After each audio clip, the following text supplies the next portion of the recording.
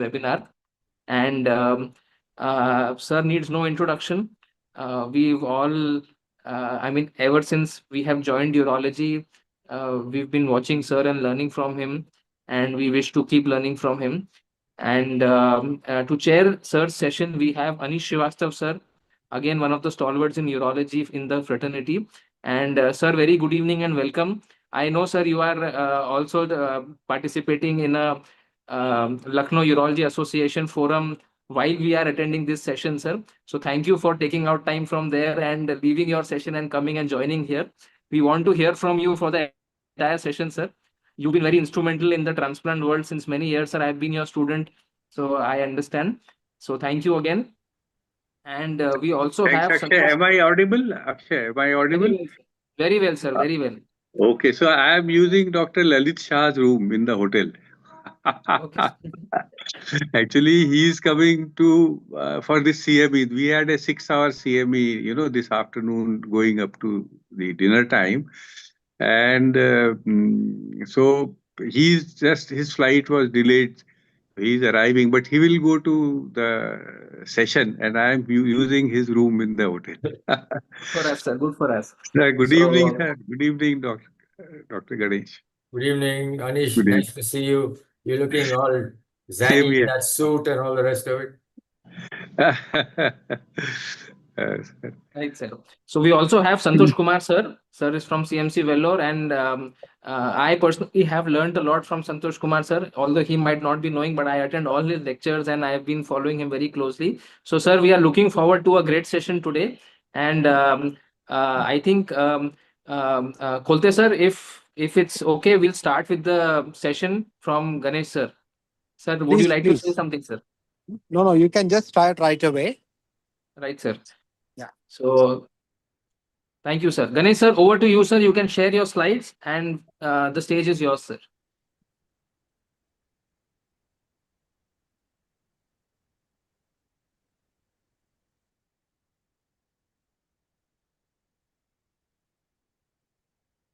Good evening to everybody. Thank you very much, Sanjay. Thank you very much, Akshay, for initiating this transplant surgery update. It really warms the cockles of my heart because slowly I am so thrilled to find that finally the young urologists in this country are taking on the mantle of transplantation and not handing it over bag and baggage to all sorts of other people. I strongly have felt all along, and ever since I joined the MCH and worked for a short while with Mohan Rao, the thing that he told all of us was this is renal transplantation belongs to the realm of urologists. Make sure it doesn't get away to anybody else. So thank you very much to the team. Thank you, Anish and Santosh, for being part of this transplant update today. I'm going to take you through the last probably 50 years of transplantation in India and how it started and some of the issues that we have learned along the way, having been seen from the first transplant right up to when I retired. Um, So as a disclaimer, I would like to say that there is a hint of bias in my presentation towards my alma mater, simply because whatever I've learned and whatever I've seen from the first transplant onwards, although at the first transplant I was only a senior house surgeon, but I remember all the days when we were there as house surgeons in the same wards that the urology department was, because I just happened to be in the same surgical unit which shared the wards with urology. And I distinctly remember the days when all this was going on.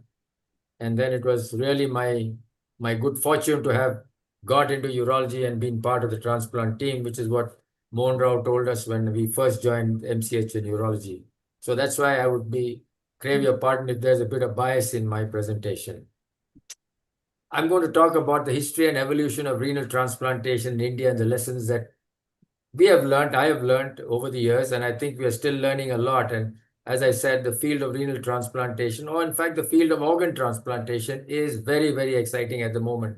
Not only challenging, but extremely exciting. And if there are some young people around here, I would urge you to get into the research of organ transplantation. To the non-urologists, maybe the people who are keen on molecular levels, on genetics and stuff like that, this is an area that requires to be really nurtured and garnered in. I must begin with a famous quotation by Shashi Tharoor. History belongs to the past, but understanding it is the duty of the present. This is what Dr. Shashi Tharoor had mentioned some time back when he was talking in one of the Oxford debates.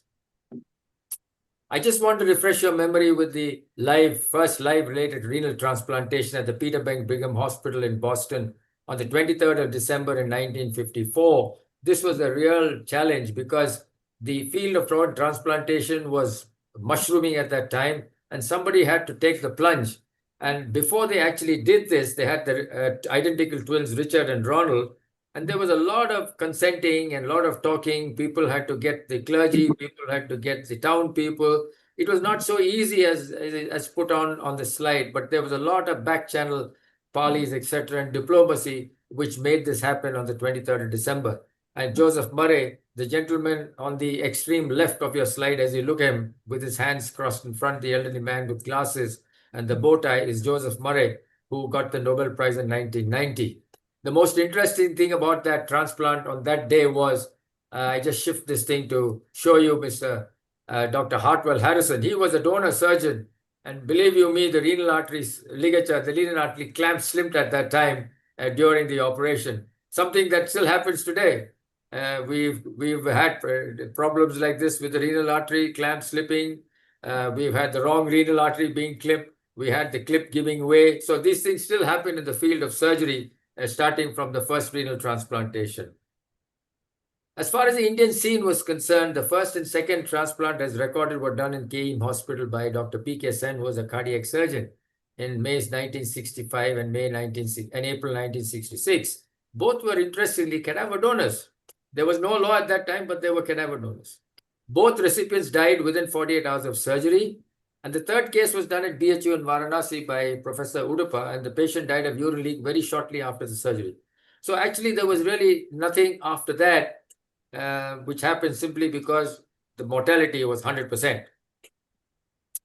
And we now move right forward into my institution, the Christian Medical College, Vellore, where it actually all began in the year 1971. But before that, the year 1965, when P.K. Sen did his first transplant, another monumental event took place in the Christian Medical College. The MCH program was started in 1965, and the first candidate was Dr. Mohan Rao. And the other candidate from Chennai was Dr. Chinnasamy 1 year later, but both passed the exam at the same time. So really, 1965 was a watershed moment for both the institution as well as for transplant surgery to begin in India, because the first man who did the successful renal transplantation joined the MCH program in 1965. And incidentally, I joined MBBS also in 1965. So it's a big year for all of us. When Dr. Mohan Rao finished his MCH program, MCH training, the problem, the whole thing about renal transplantation, organ transplantation was being mooted in the institution. And Professor H.S. Bhatt, the guru who is of all of us, who is shown here in the picture, he was actually asked by the institution to go and train. But being magnanimous, he declined and he said, you can't teach an old dog new tricks. So he sent a student, his first candidate, Mohan Rao, to Adelaide to learn the nuances of renal transplantation, bring it back to the institution at Vellore. And this is what happened throughout the years. And I'll start off with 1962, when actually dialysis started in India. The first dialysis, remember, dialysis actually was initiated in Seattle, in the United States. But in India, it was in 1962, when His Highness Gopeshwar Sahai of Hathwa, a princely state in Bihar, was referred to CMC Vellore for dialysis. Dr. P. Koshi, who was my teacher because I worked as an intern in his unit, was actually interested in the field of nephrology. He was the chief of one of the medical units, and he was interested in nephrology. And he had actually been on a fellowship training to Scribner in Seattle. And he came back and they got the machines, the Drake Wilcox machines at that time. And so Professor Koshi initiated dialysis on His Highness Gopeshwar Sahai of Hathwa. And at that time, we had a gentleman called Mr. Philip Verghese, who was actually probably the first dialysis therapist in the institution, because he was involved in being trained by the people who came from the United States. And actually, the big guys who came from United States, the big guys who came from United States, Barry Brenner, the famous guy. Nakamoto was actually Scribner's assistant, and he was sent by Scribner initially to sort out all the dialysis issues. And but subsequently, Scribner himself came to Velo along with Schreier and John Dirk. So really, there was a huge sort of influx of top nephrologists into the institution at this time. Now, a little later, Mohan Rao and both Professor K.V. Joni, who actually is not an MBBS alumnus of CMC Vellore, but he joined for the MD program, and he and Dr. Mohan Rao were sent as nephrologists to train in Adelaide, in QE Hospital in Adelaide, and they came back and started the renal transplant program. This was carried on, and then of course we had Dr. Pandey, who mentored the whole program after both Mohan Rao and Johnny left. So these were the stalwarts at that time when the whole transplant program was in its infancy. All of us who trained at that time were very familiar with the, we had to do the Quinton Scribner shunt for the simple reason, it's not that the AV fistula was not there, but patients came in extremis. They would come in acute pulmonary edema. I'd get a call in the morning at 6 o'clock from the nephrology resident saying that there's a patient here, I need you to do a shunt. So I drop everything and go and do a Scribner shunt for this patient. So we had learned how to do Scribner shunts literally blindfold, and anywhere where you could find an artery and a vein to hook these things up, they would. Now the Scribner shunt was a very good way of actually getting the patients very quickly onto dialysis and giving us an opportunity to create a fistula later on if things went well. So this was a very useful, and this little slide shows you where all you can find an artery and a vein to stick these things in these patients. We would use femorals, we would use usually the radial and the cephalic, sometimes the brachial, and what have you. So this was a real opportunity for all of us to actually learn vascular access. Incidentally, at this point in time, because we had only could screen for hepatitis B, I developed hepatitis B after needle stick injury by one of my colleagues while I was doing a patient's shunt. So that was a real learning point for me at that time.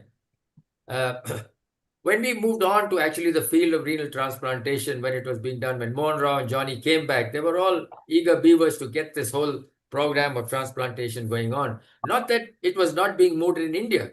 At the same time, RVS Yadav, who was in Chandigarh, has actually also trained in Australia and was coming back to PGI Chandigarh at the same time. But as things happened, Mohan Rao and KV Johnny actually shouldered a lot of responsibility, took the whole mantle on themselves. And tissue typing was not available at that time. There was a person called Dr. Kamala Balakrishnan who had a private immunology lab in New Delhi, and samples were drawn in the midnight to reach Chennai by road, and then they would take the first flight, Indian Airlines flight, if I remember, it's IC 540, which is still there. IC 539, IC 540 still goes from Chennai to Delhi. And they would take the samples, samples would be sent there, and then the reports would come back. So then we would have the tissue typing done and the cross-matching later on in CMC Vellore, which was developed. We didn't have fancy cross-matching, just ordinary cross-matching, nothing that is there available as it is in today with all the platforms that are available. As far as donor evaluation was concerned, we had only chest X-ray. We had no CT scans. And the most important thing was to rule out tuberculosis. Either you had a focus, most likely a Gons focus or some little cavitation or something like that as far as the donors were concerned. The donors were evaluated with the intravenous urogram. Every one of them had an intravenous urogram. Angiogram was done translumbar. Please know what is we learned how to do translumbar aortograms by sticking the needle into the lumbar space and taking quick shots. As you put the needle in, you just shoot, and then you take quick succession pictures, and you don't know whether there's one artery or two arteries. So this was how the donor was worked up in brief. And of course, the regular tests were done as far as the physicians were concerned, and the cross-match obviously was very, very important at this point. Quite a lot of these patients were very sick when they came in, simply because nephrology was still in its early stage. It's an infancy in the country. Most of the nephrology cases were being handled by physicians, general medical units. So adjunctive surgeries were done because we were still learning a lot about immunology, surgery, how to do it, what happens to the kidney. So bilateral nephrectomy was being practiced at the time. And we all learned how to do bilateral nephrectomy through the lumbotomy incision, putting the patient prone. It was a great operation to learn, and we could use this operation later on to do pyeloplasties as well as to take out stones in the upper ureter. And it was a as the least morbid operation as far as the muscle, as far as the procedure was concerned, because really there was no muscle cutting at all. It was just a muscle splitting. And I've continued to use this sometime later on for patients who had to have a nephrectomy done for some other reason after transplantation. Splenectomy is also used because we thought that the spleen was a source of an immunosuppressive harbor. So splenectomy was done to reduce that immunosuppressive load. PPIs and the other proton pump inhibitors had not come into the market. And because of the high doses of steroids, there was a fear that these patients would develop peptic ulceration. So GJ vagotomy was done as a routine for some of the recipients who were posted for surgery. So these were all adjunctive surgeries that were done before the patient actually came up for the transplantation. Now we know that none of these things are done at all. Not one of these procedures, which are adjunctive surgeries at that time, are actually done today. It was actually day one before the interview, which is very important. With the day -1 before the date of the transplantation, Monra was called by the director of the hospital, and he said, "You know, Mon, 3 transplants have been done in this country. All of them have died. We don't want a death. We don't want a problem. If this transplant fails, I'll close the program completely." And this is what the director told Dr. Monroe the night before the actual transplantation. So you can imagine the amount of nerves that would have been there. But Monroe was a very, very suave surgeon. He was extremely skilled, and there was no doubt. And, when he was in Adelaide, he was practicing vascular surgery on rats. So, he could anastomose those 1 millimeter vessels on rats and stuff like that. So he was well trained as far as vascular anastomosis was concerned. And so the first transplant was done on the 1st of February 1971. I've shown you the patient here as Mr. Shanmugam. Actually, it was an unrelated donor, was his cousin. It was not the first degree relative. The donor was his cousin, and that's his hospital number. Mr. Shanmugam lived for 8 months after the transplantation and died of aspergillosis of the lung subsequently. But he had normal graft function right till the end of his demise. What was the immunosuppression like? It was frightening. High dose steroids, 240 milligrams a day, and slowly taper off, slowly, and over 6 months it would go on sometimes. But the 240 was the loading dose, then come down to 120, then it come down to 100, like this, scaling down. Every patient had Solimedrol. Solimedrol is not available in the country. It was imported. It was hellish expensive. But every patient had Solimedrol. Instead, we used to give sometimes Depomedrol, 1 gram IV OD for 3 days to make sure that they don't have a hyperacute rejection or some of that stuff. Azathioprine was already developed in the country, and the Burroughs Wellcome was the lab which actually produced azathioprine for us, marketed as Imuran, and this was being used in the dose of 1.5 to 3 milligrams per kg body weight.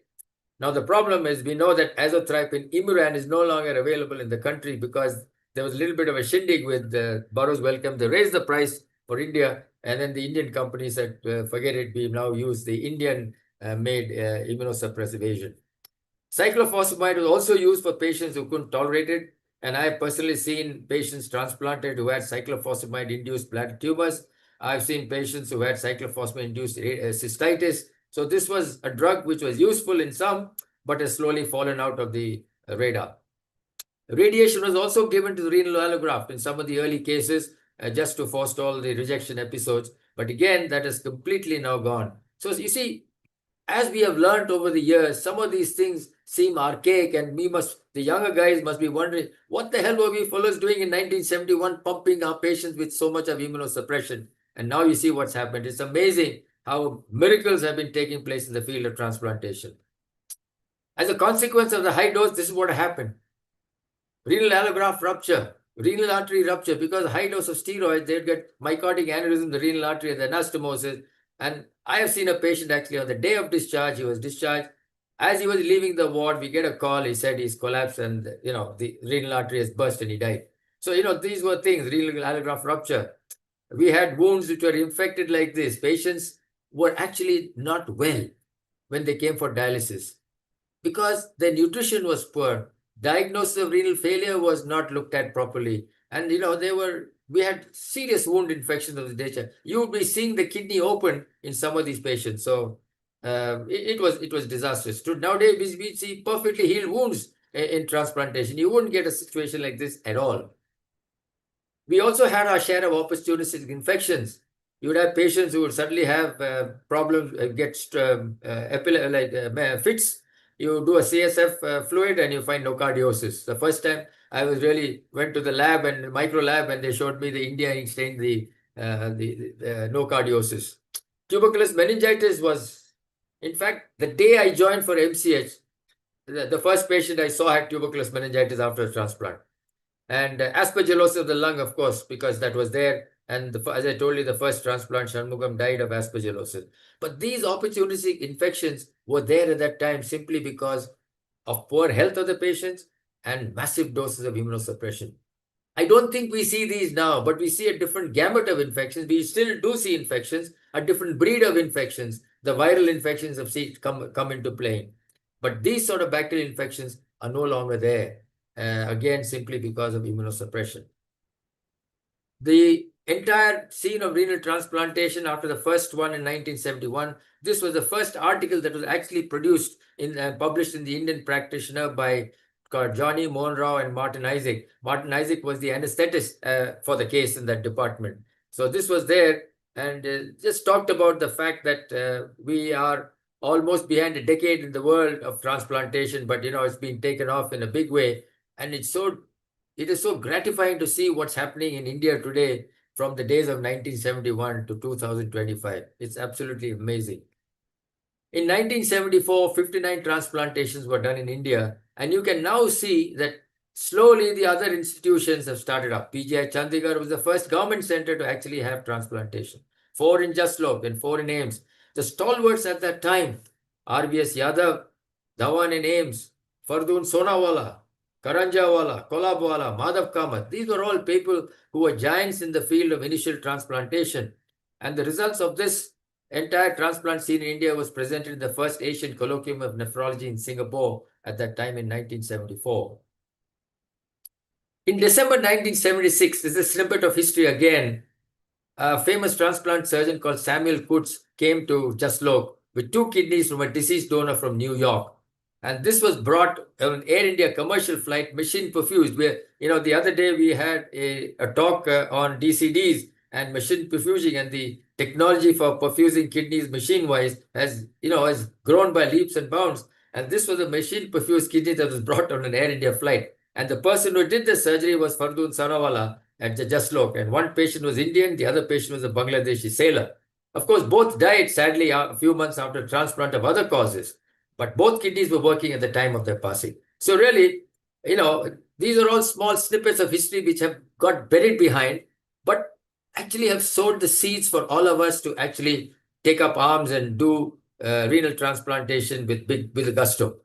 By 1978, dramatic improvement. Look at the numbers that have gone up. 353 live donors, 12 deceased donors, already in 1978, because the Organ Transplant Act was already in view. So, things have been jumping like anything. 17 PGI, 18 in KM in Mumbai, government hospital, 12 in Nanavati, 83 in Jaslok. So, leaps and bounds. And these were 1978, but today, every small town, every small city has got so many people doing transplantation. So the numbers, probably the ISOT will have it as a huge billboard somewhere. When I looked at the results of the first decade in CMC Velo, as I said, this is a biased presentation. George T. John and myself looked at this decade, and you can see that the graft loss and death are matching.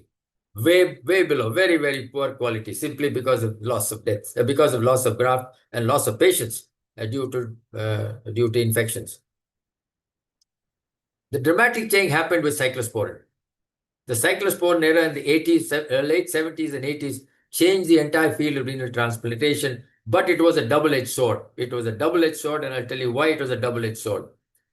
It certainly improved the outcomes of renal transplantation. No doubt about it. Absolutely no doubt about it. But it gave birth to the unrelated donor transplantation. And because cyclosporin was so good, it overshot the effect of tissue matching. So across patients who were totally mismatched, cyclosporin was able to control the onslaught of tissue degeneration as well as rejection. Numerous centers mushroomed across the country. Indian and foreign nationals underwent transplantation in our country, but the follow-up was extremely, extremely poor. During this cyclosporin era, we in Vellore also said we will do unrelated transplant because the whole world was doing it. The whole world means the whole of India was doing it. But at that time, cyclosporin was very, very expensive. And we felt that our patients couldn't actually afford it. So we did unrelated with the conventional immunosuppression. And by Jove, it was bad results. And we told our nephrology as our transplant team, we said, we'll try it for 1 year. If the results are poor, we ban it completely. Chennai, on the other hand, with Tyagarajan, CM Tyagarajan and their team, used cyclosporin and then produced their data and the famous presentation in the Transplantation Society meeting in Canada, where the concept of rewarded gifting was introduced by none other than Dossiter. So, outcomes were definitely great, but you had something else happening at the same time. So the results of the second decade after the institution of cyclosporin, you could see that things are much better. The graph is showing significant improvement in both patient survival and graft survival. But this was the unsavory side. You had Willy Wakam, kidney Wakam, and then Mr. Amit Ghosh doing transplantations, clandestine somewhere in Haryana. He was not even a surgeon. So all these things were happening in the country at this point in time. And naturally, the world was not closing a blind eye to it. And the Transplantation Society reacted at this point, and both Robert Sells and Abdullah Dar were sent by the president of the TTS to report the entire matter. They came to India. They actually visited Vellore at this time and other centers in Mumbai. And the scathing article was written against this whole program by the Lancet, in the Lancet. So actually, people in India began to get really worried, and it hit us very badly. All of us who were doing transplant at the time were really hurt by the article and by the way both Robert Sells and Abdullah Dar actually spoke to the people, literally, giving us a shindig for what was happening, to making us responsible for the fact that this whole program is going actually south. And therefore, the country had to wake up, and the Transplantation Human Organ Act had to be kicked into place. There was no doubt about it. It was enacted in 1994 by Indian Parliament, came into force in 1995, and it was hoped that this would pave the way for a robust deceased donor program. It has, in a way, paved the road, but at the same time, other things have happened because the appropriate authority committee and the authorization committee have still some issues related to organ donation. But certainly, there's no doubt about the fact that the deceased donor program has really come to stay in India. But something happened, serendipity, in 1992 and 2004. There was a patient who was worked up in Vellore. I will call her as K. Her donor was the mother, D. Both were worked up for transplantation. And unfortunately, while they were all set and everything was ready for the date for transplantation, the mother developed severe cerebral hemorrhage from an aneurysm which was undetected. And then she was admitted to the ICU, certified as brain dead. So Dr. Shastri and myself at that time decided that since this patient was already worked up for transplantation in our institution, we should not lose the kidney. So we went to the administration. The administration looked at it. We consented properly. And the most important advice that was given by the administration of CMC at that time was, don't take both kidneys, take one kidney. And that's what we did. We did one kidney. So really, in 1992, before the act came, I had already done the first deceased donor in CMC Vellore. This patient lived till 1983, but due to lack of finances, stopped on immunosuppression and subsequently died. I also did the first DCD.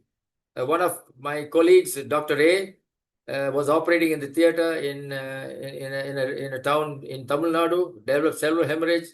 He was brought to CMC Vellore in the ICU. And he was not by all criteria brain dead, but in a situation which was not could not revive him.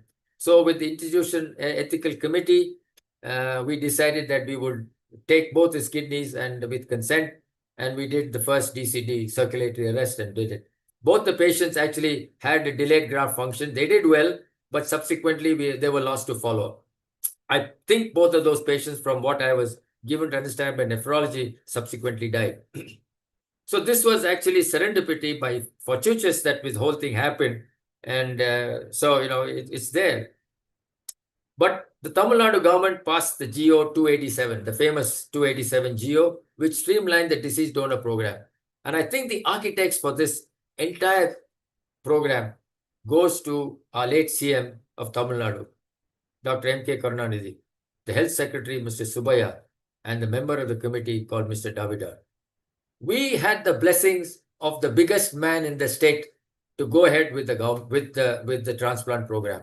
And when the government gives you the support, nothing can stop you. Nothing really can stop you. So it is absolutely fantastic that we had somebody like Davidar, and every weekend or every 2 weeks we would go to Chennai. A group of us would go to Chennai, iron out the issues related to donor program, foreigners from the state, outside of the state. Everything worked out beautifully to get the transplant and the transplant program going in Tamil Nadu well ahead of everybody else.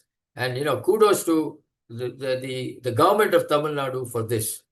And of course, when late CM Jayalalitha took charge of the government, she gave carte blanche authority to Amlo Parvadan, who was the transplant secretary, that nobody can interfere with organ donation, trying to jump the queue, and you are the person to control it, and that has remained till date.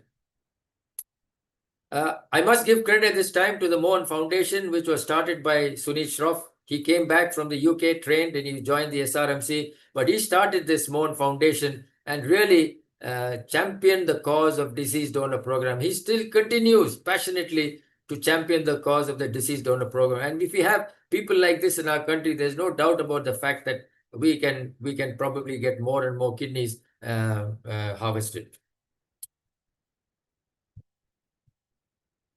Looking now, getting back decade by decade, you can see now I've shown you the first decade, the second decade, and the third decade, and you can see as a consequence of immune suppression, reducing the steroid schedule, using the symphony data, all the results have been absolutely encouraging. So today, I think we can safely tell our transplant patients, you don't have to go anywhere in the world to get a transplant done. You can do it very well in India. We've got very competent people. All of them can handle it. They're trained, and everything that's available overseas available here. It's just that it's more expensive. So what was out earlier is now in. What do I mean?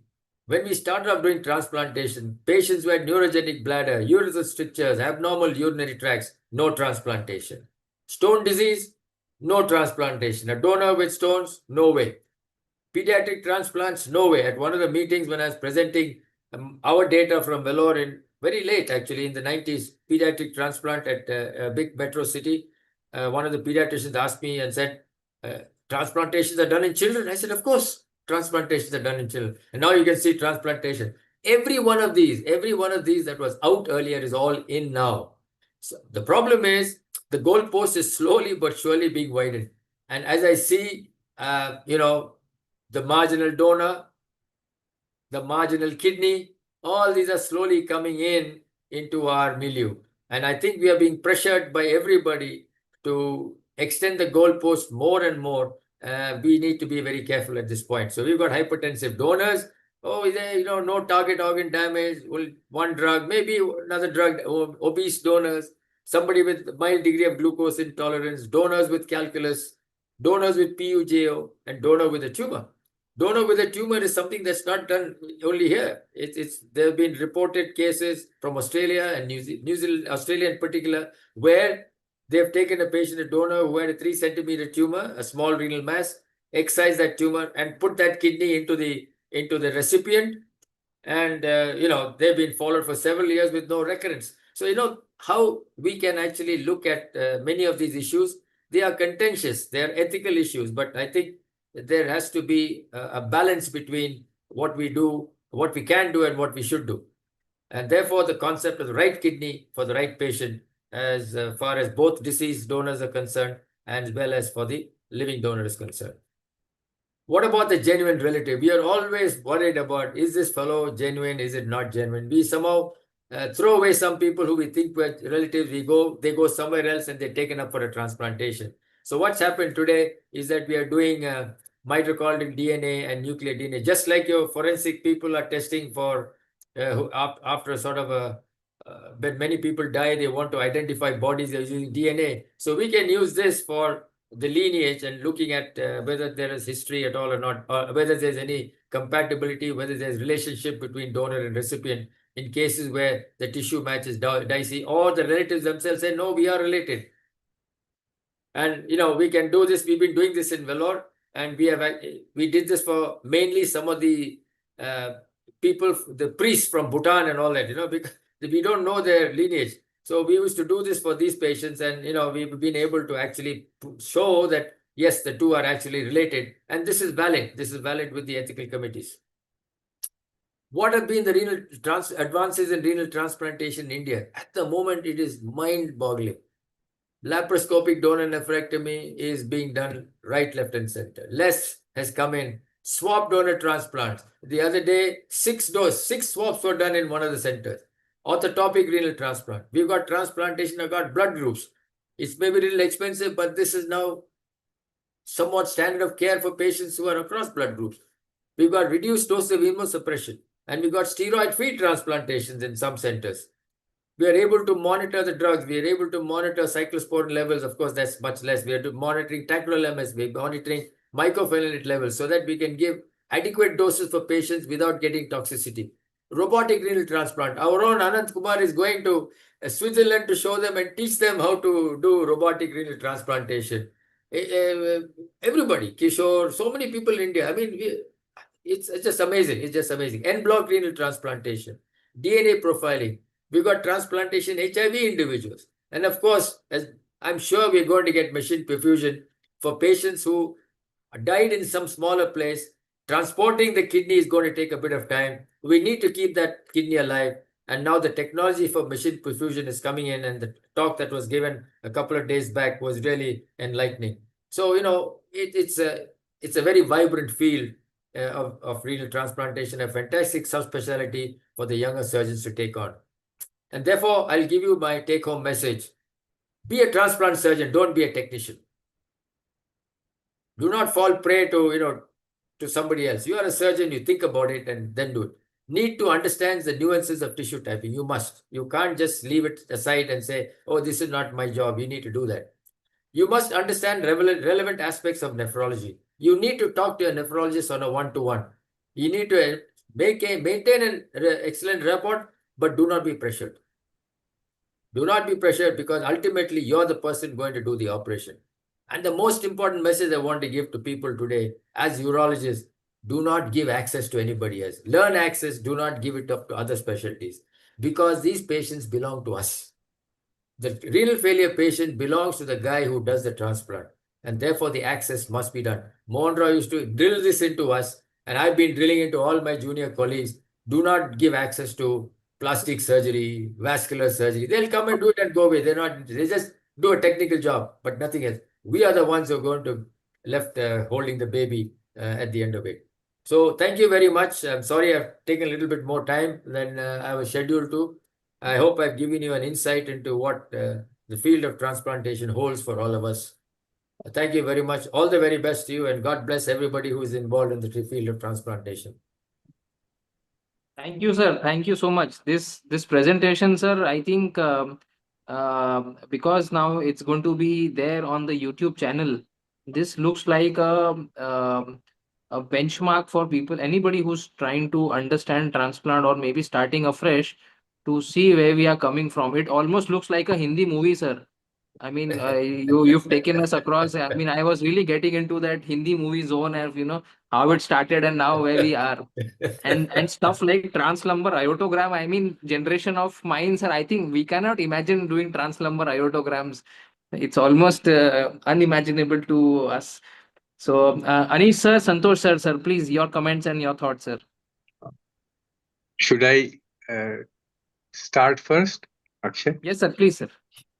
Okay, so indeed a great talk and so inspiring. I mean, in my lifetime, probably only a couple of them, and this was even the greatest talk. No words to Thank you. express. Thank you very much, Anish, for those No words very to kind express. words. Okay, and so it stimulated me as well, at some points. So I thought I'll just share. There is a very good book by Thomas E. Starzl, who is supposed to be the father of transplantation in US. And I have gone through his life journey, and so he ended up in the Pittsburgh, which is called the Mecca of transplantation. And I think all transplant surgeons should read that book. And how the surgeons, it is the surgeons who were the physicians or the nephrologists, all the drugs you may be knowing, like cyclosporin, Sir Raikon in England and Thomas Starzl in US. They were working on cyclosporin. So it is actually the surgeons uh, who were doing surgeries and facing a lot of trauma. He has written the kind of trauma which they used to have at some point. In fact, Thomas mentioned at some point in Colorado, they had to stop the program because the dean, director, everybody went, against them, saying that you are doing these surgeries to, save the patients, but they are dying simply because in 60s, early 60s and 50s, immunosuppression issues were there.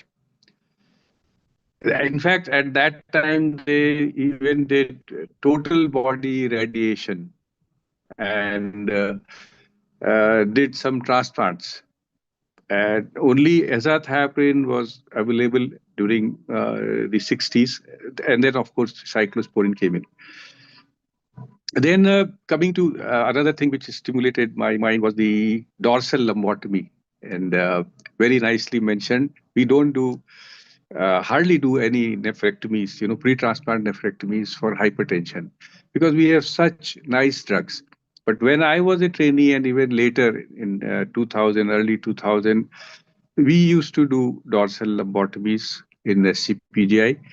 And I wrote a paper because when the laparoscopic nephrectomy came, then I did a prospective kind of trial.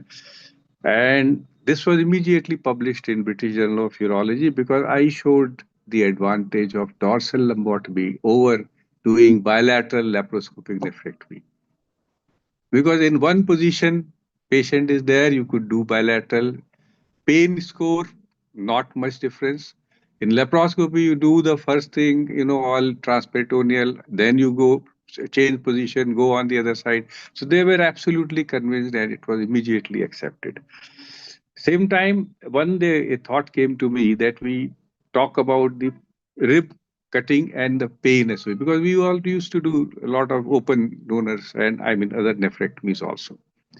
So thought came to me that we have a very good population of the donors where everything, all exclusion inclusion criteria could be taken, and one donor if you do with the rib cutting and the other one without rib cutting. And ultimately, I could show with the pain score and all that, yes, it is the rib cutting which causes more pain. And this paper was also immediately accepted, first go in the American Journal of Urology. So these were some of the things, which I might have forgotten, but your talk gave me kind of nostalgia going into the stuff like that. And then finally, I think Santosh has to say the time is also coming to close. Uh, I was trained in Royal Liverpool with Robert Sales. We used to call him Bob.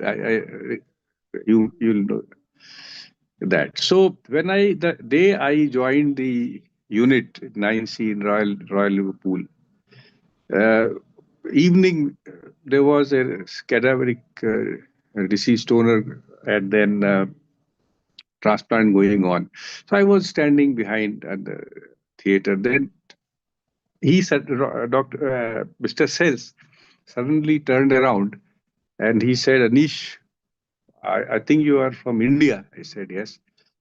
So do you know that they who was the most kind of abused person by the Indian transplant surgeons, and because so I said I don't know.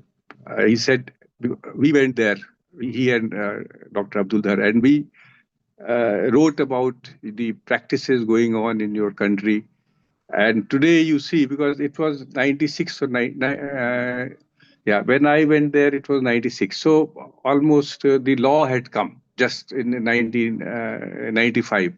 So he said, but you see, sometimes you have to take the bashings in order to do something good. Because international level, they were quite upset because they were getting news from this person is saying this and that. But ultimately, I think it was something good for our country. So these are the things which came. There are a lot of other things, but thank you very much, and really a great talk. Thank you,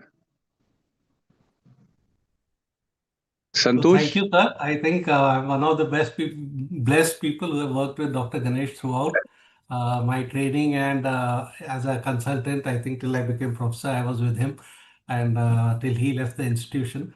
And also, I remember very vividly, Dr. Mohan Rao made 3 visits to the department and discussed with him in detail about the first transplant. And what things he said and what I remember very clearly. One was the lumbar transaortic aortogram. So he said it was done blindly with a lumbar puncture needle. And when you punctured the aorta, the give feeling that you got, that was what told you that you are in the aorta, and after that they injected. And they would do it a few, I think, weeks before, not immediately before the donor, because I think there'll be a hematoma on the aorta and other things. And other interesting thing is actually Dr. Alka was the one in radiology who was doing a lot of these things. Dr. Ganesh's wife, she was in radiology and doing this, and I think she went to a conference of urology and presented it in one of the conferences. That is what the story I know. Other thing very interesting, Dr. Mohan Rao said, one was that not to use the institutional resources. He was told very clearly, you want to do the transplant, it is your headache. Don't use the institutional resources. So it was done in the midnight. So between the first and the second, this February, first was a Monday and the second was a Tuesday. It was the beginning of the week. And between the first and the second in the night, they did the transplant. So actually the transplant happened on the 2nd of February 1971. So all the theaters were to be used normally, and he had to do it in the middle of the night to do the transplant so that nothing else was disturbed. And I think it was Dr. Martin who was the anesthetist. We forget mentioning his name. They all were working beyond the working hours and beyond the call of duty as people would do it today. And one of the main things he attributed to the success in CMC Vellore of the first case, and the second case was even a bigger success, which went on to live, he went on to live for many, many more years, was the fact that others had done cadaveric, and he had taken the risk to do the live donor. So the live donor transplant, Dr. Mohan Rao had taken the risk to do, and because of that, there was success. And once you have success, others will follow. And today you can see that even smaller towns and everywhere we have transplant, and it is very good for the country. Personally, I feel there's nothing that has changed in transplant. As far as surgery is concerned, we are still using the same 6-0 proline suture. In CMC Vellore, we are using the same transplant technique what Dr. Mohan Rao used. We are using the same way. We teach it the same way to everybody. We are doing the same way the ureteric anastomosis. So not much has changed in the technique. Problem with the younger generation is everybody wants to think that transplant I want to get. That anastomosis technique, which you think is transplant, is the easiest thing. What is the most important thing is everything around it to work perfectly.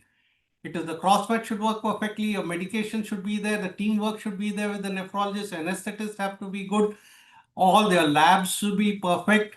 And then you have to go and start a disease program. You need to start your swab program. You need to work on every marginal donor, how to consent them properly, how to video consent it, how to put it down properly. I think that is the real challenge which every day we have to learn. Thanks to the ISOT and other transplant subgroup, all these cases get discussed in detail and people actually pull out the literature and put it. I am amazed how they do it on WhatsApp. They put all the things, and that is really the great progress we have made in transplant. Immunosuppression has gone from 0 to 100. Our transplant techniques are the same. We might have changed a bit from laparoscopy and robotic, and we can say that that is what we have done from surgery side, but actually putting the artery vein together and ureter together is the smallest part of the transplant. So once you learn that, there are so many things you need to work on when you start your transplant program. Thank you again, Dr. Ganesh, Dr. Anish, always been inspirational. Akshay and Sanjay for giving us the opportunity to speak. Thank you, sir. Thank you. We have crossed our time, but sir, Ganesh sir, if you can just unmute yourself, sir. I think you are saying something. Yes, sir. Please go ahead, No, sir. I just wanted to thank you and Sanjay for this initiative. Keep Sir. inspiring everybody. Put your energies into all your other colleagues also. Put your energy into that. I know Sanjay is doing a great job. But I think everybody is pulling a great job, pulling their weight together to get this thing going. Thank you very much for the opportunity, and I think transplantation in India is people who want to do it have a great future. Thank you, sir. Ganesh sir, before we wind up and hear from Kolte sir, our president sir, one question, sir. I think like Santosh sir was saying that not much has changed in the technique per se point of view. But now with evolution, we are involving a lot of marginal donors with stone disease, with diabetes in some centers. One last thought and quick comments on is it okay? Is it not okay? Your thoughts, sir. That's a very tricky. I did mention it in my presentation about these marginal donors. I think what we need to be sure is that we are not being pressurized by somebody, because there is no doubt that the patients on dialysis do pressure the nephrologist. And then the nephrologist in turn pressures us. Remember, the nephrologist's knowledge of urology is, there's a lot more to it. It's for them taking this kidney and putting it inside. Oh, it's all right. But stone disease is stone disease. I have seen patients who have had this problem and the stones occurring in both the donor and the recipient. And the donor who's given the kidney has developed stone. And when I was in Kuwait, the fellow gave it and he got anuria. So, these things can happen. And I think we are being pressurized by taking kidneys which are less than ideal. And then you get an episode of rejection, that kidney never comes back to shape because it's not a normal kidney. So your baseline creatinine is up, and then you get graft loss very quickly. You can't use a CNIs properly in the right dose. So I think we, as I said, you should not be pressurized. I think if your conscience says that this is not the ideal case, don't get involved in it. Don't do it. Keep yourself clean. At the same time, be very supportive. Right, sir. Because I think we are pushing our guidelines and working towards. Yes. Right. Thank you so much, sir. Thank you Kolte very sir, much, sir. over to you, sir. Sir, Kolte sir, some Yeah, few words from you, sir. Akshay, very well conducted webinar. And I must thank our historic and really very masters of the program, Dr. Ganesh, for a wonderful, reconturing of the entire journey of transplantation. It was so good to hear that when we actually started, we were almost at par with the Western world, but somehow, as time progressed, we really lagged behind a lot. And we can now see our donor pool. It comprises mainly of the living donors, whereas the Western world is almost around 40%. They are doing their donors from DCDs, and almost about 85% from deceased donor transplantation. Secondly, I can also see everywhere the programs, the examples quoted, the people quoted, they were all surgeons who actually began with doing the whole thing, and they were masters of their entire program, and that's how they could have a complete control over everything. And unfortunately, we are in an era where we are probably looked at just as craftsmen. And I could really relate with Sir's carry home message that we must know the entire thing. Doing doing a transplant is just 5% or 10% of the whole thing. But what matters is having a complete control over everything, the immunology, the immunosuppression, the management of complications, the identification of complications. All these things make a wholesome transplant surgeon. And probably this update series on transplantation surgery is one step towards that goal. And hopefully, we will have achieved it by the year end, partially, if not completely. Thank you so much, sir. Thank you, Dr. Ganesh, once again. Thank you. Thank you, Anish, sir. Thank you, Thank you very Santosh. much. Thank you so much. Thank you, Santosh. See you. Thank you, Akshay. All the very best. Thank you, sir. Take care. Thank Thank you you, to the everyone. Thanks. Thank you, Thank you. Akshay. thank you. Great. Thank you very much. Bye-bye. Have a good meeting, Anish. Bye-bye. Bye. Bye. Bye. Thank Yeah. you. Thank you. Thank you. Thank you, everyone who Okay. Thank you. joined in. Thank you. Thank you to the listeners. Thank you. We'll see you till the next meeting. Thank you. Okay. Thank you.